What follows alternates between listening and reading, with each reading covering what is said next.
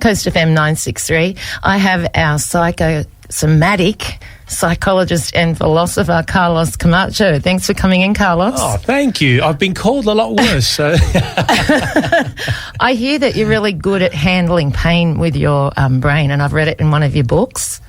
Goodbye, Charlie. Yes, I've been getting better with age, and there's a lot of techniques one can use in order to manage that pain. Okay, alleviate it. And what are the techniques that you can use? What are some of them, Carlos? Because we're talking about mind over matter and managing pain today, aren't we? Yes, it's such an important thing, isn't it? Because pain will always come. Of course, pain is a symptom, isn't it? Mm-hmm. The body's telling us something is wrong. So if we didn't have pain, we'd probably continue to injure that part of the body. Okay, and could also the mind tell the body that it's got pain, vice versa? Yes, of course. The mind can exaggerate that pain, and it can also make sure that it's just enough for you to be aware. So it's very important, the mind, with regards to pain. It's very powerful, isn't it? It is, because we've noticed that even physical pain is still connected to the mental process. There's a mental process with physical pain. So if you hit your thumb with a hammer, that's going to hurt for a while, and pretty much nothing else will matter for about 24 hours. Yeah, that's right. But there's a mental aspect of it, and we've all realized that, because when we suddenly are focused on something else, the pain alleviates. It's kind of like in the background. It's almost like when you try to focus a camera on something, and there's that background image. Yeah, you've got something else to think about. That's right. You're focusing on that tree. Suddenly the mountain becomes unfocused, and with pain, that is definitely the case, and it's been scientifically proven. Okay, so that's why some people have a higher threshold for pain than others. Some people feel the pain worse than other people. Is that because of the mind?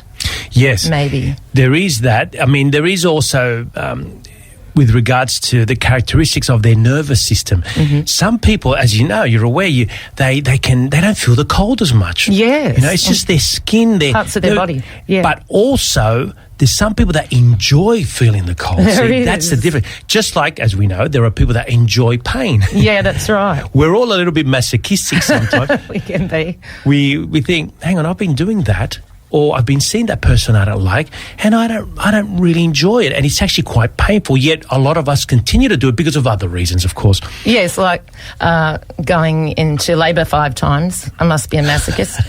But I was talking to you off air, like the women so many women have children, so labour is quite a natural thing. Yes. But with contractions, when you fight the contraction, it's much harder to bear, and the labour is longer than if you go with the pain. It seems to be quicker and easier. Interesting. Yes, a lot of women have told me that when you're capable of firstly accepting that this is part of the process. This is it. I'm going to have a baby, and there's going to be pain. There's no getting out of it now. There's only one way that's going. Yeah. And so there's that acceptance. I think that's very important. You accept that in this part of the process there's going to be pain, and when it comes, you remind yourself of that. I found that women that do that find it easier to bear that pain.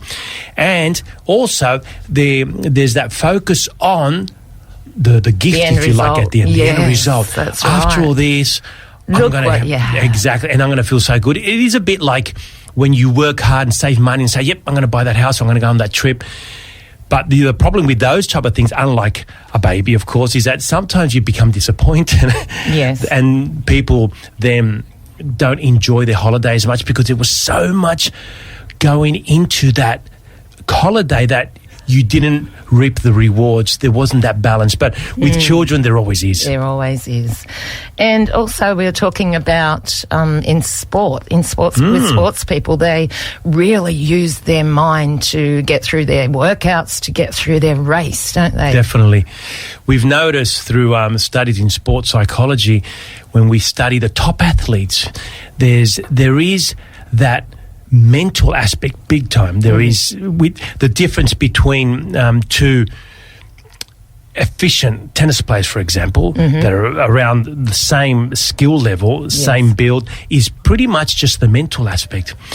What we've noticed really is that a top athlete, when they lose a point, they react very differently to somebody that is not at that elite level. So it's really when the chips are down that the difference happens. Or when they're in pain, physical pain, they can still get through that aspect, because one is they are used to, sometimes naturally, but a lot of it taught as well, to be able to control that pain.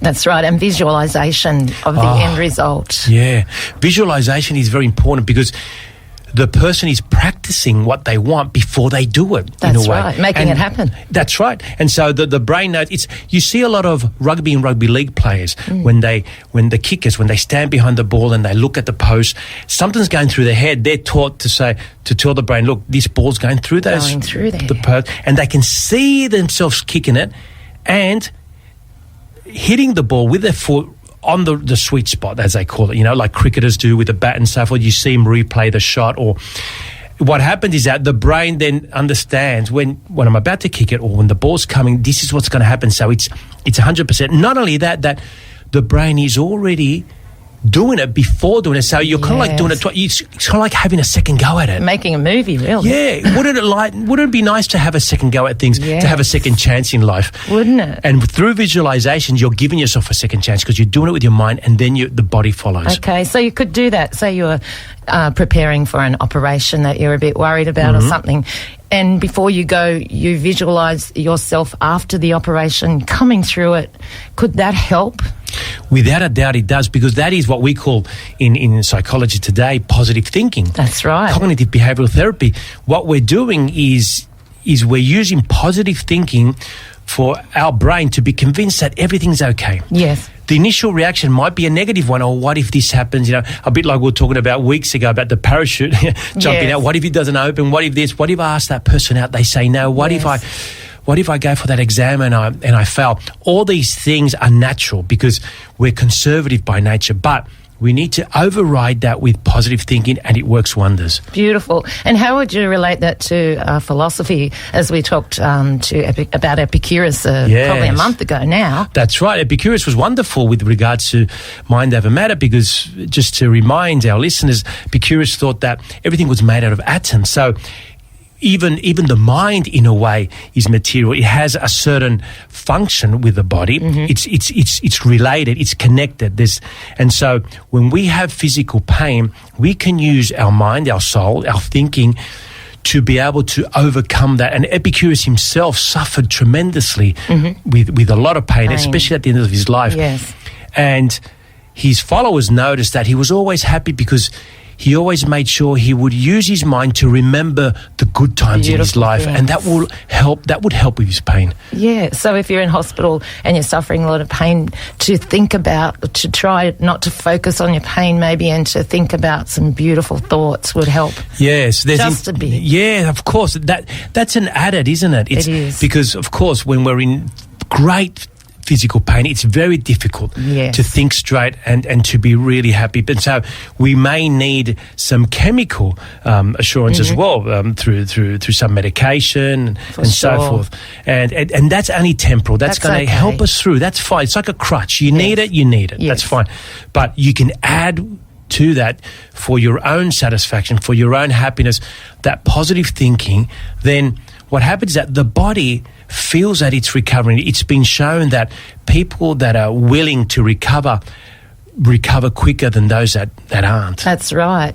Well, thank you, Carlos Camacho, our psychologist and philosopher here at Coast FM 963. We might talk a little bit about that a little bit more next week, maybe? I think so, because there's so much more to talk about. Yes. And next week, we'll if we do talk about this, I'd like to go into more of the spiritual side of it too. Beautiful. With philosophers like Augustine and so forth that look at more the body as inferior, if anything, to the soul, and therefore we can always have full control of it. Well, thank you, Carlos. Our song today? Well, it had to be Out of Mind, Out of Sight, or Out of Sight, Out of Mind. Yeah, by the Models on Coast FM 963.